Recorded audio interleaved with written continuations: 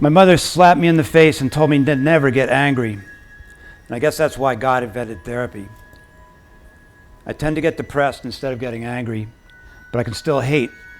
And so at a young age, I hate God, and I hate religion, and I despise all those stupid motherfuckers who believe in God.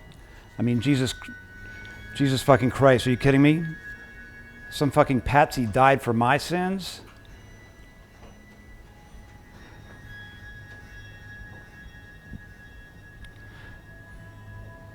I'm 7 or 8 years old.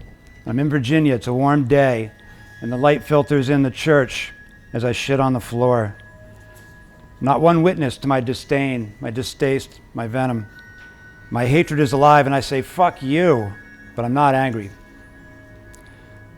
What I sadly come to understand years later is that act of hatred, my big statement, my scatological venom that I leave steaming on the church floor has no effect on God, no effect on religion, no effect on the church. The only one affected by this shit is pushing the mop, the poor janitor who has to clean it up. I said, dude, I apologize on bended knee. Seriously, I meant you no wrong. I'd clean up your shit today if it would make up for it.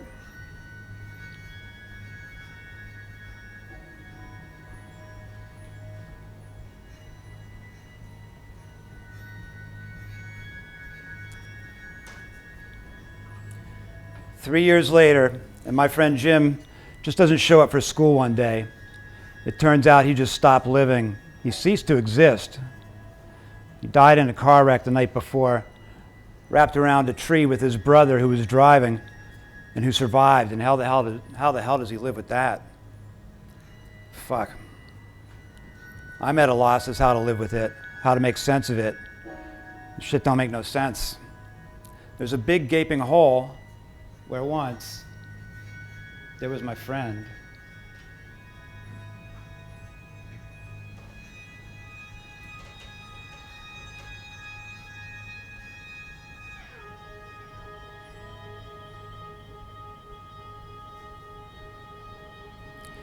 There's no one I can talk to, not my family, not my friends. And I pick up the Bible and find just another book of stories that aren't too easy to read for an 11-year-old looking for some answers to some big fucking questions. But there are no answers, so I'm left at a loss. And I keep this locked inside until right now. And though it never makes sense, I slowly come to accept that loss and death are part of life, just as life is part of death. And it's only in our minds that they separate. Only in our minds do they become opposites, staring each other down across the void of intellect. Looking for answers of a spiritual nature and finding none, I soon find the next best thing: spirits. Sweet baby Jesus, I find spirits. And so begins the fight of and for my life, because the spirits and the powders and the gases and the grasses and the tablets and the smoke and the rocks and the liquids, they all give me relief.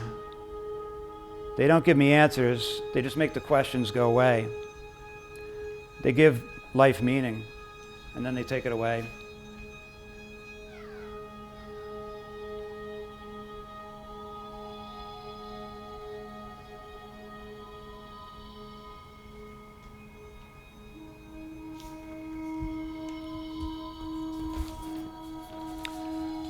As more and more people around me start dying from these spirits, I end up feeling that the friends I lose along the way are the lucky ones, because they found a way out, and I'm still stuck here in this godforsaken place, this place with no goddamn answers. Don't get me wrong, it's not all doom and gloom. It's not all Sabbath, bloody Sabbath. I have lots of fun along the way. Sometimes the light of the spirits fills my being. And at times I live for the darkness of despair because it feels so true and honest.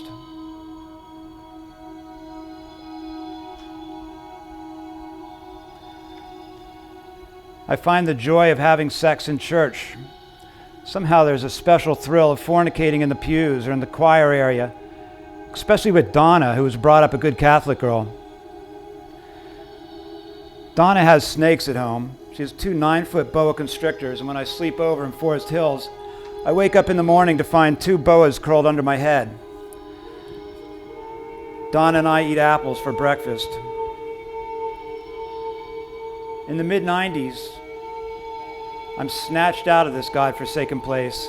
Some would say by God, but not me. I have to call it a family intervention. Whatever it is, my cycle of destruction stops. Destruction of self and others, destruction of morals and mortals, destruction of ideals and beliefs, destruction of history and future. My destruction of everything in my path stops.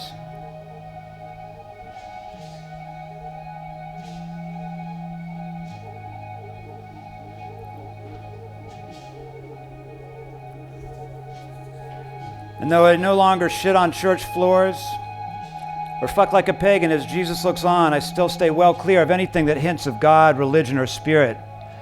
I place my trust in machines and the smell of sweat. I have faith in human toil and turmoil, in the asphalt under my feet. Years go by. I become things I never would have imagined. I become happy for a while.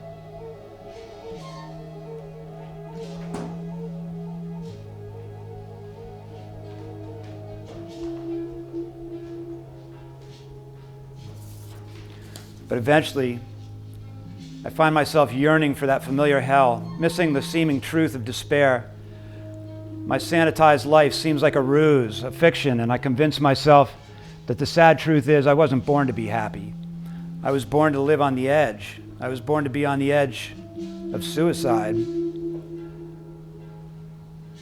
That's what feels true. So I open that door once again. 3 years later, while contemplating the distance from the Tappan Zee Bridge to the water below, I fall apart. I fall right into God, right through God, though I didn't call it that at the time.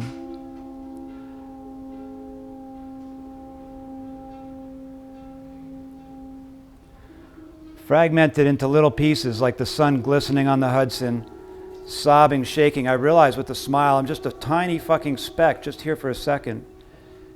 In 5 minutes, my fear departs. Fear I've held for a lifetime. Fear that was in my marrow. Fear that I was taught as a kid. Fear that felt so fucking real. Fear that kept me safe. It just dissolved into smoke. And I was held.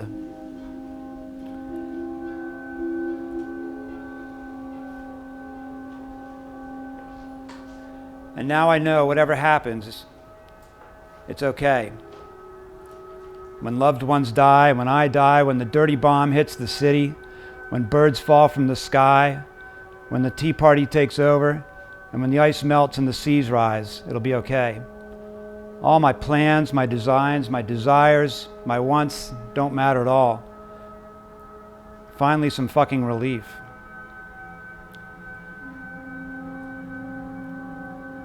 I'm still allergic to the patsy who died for my sins. Still allergic to any religion that wages war in the name of God. Still allergic to those saying, "Thank God my God is God."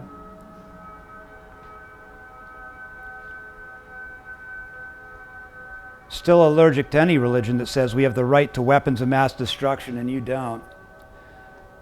Still allergic to the whole us versus them mentality of separation that underlies all dogma. Still allergic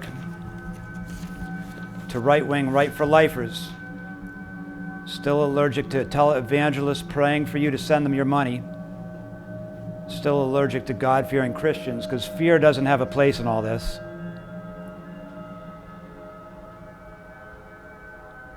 So I find that once again I don't get answers and the questions have been revealed to be unanswerable.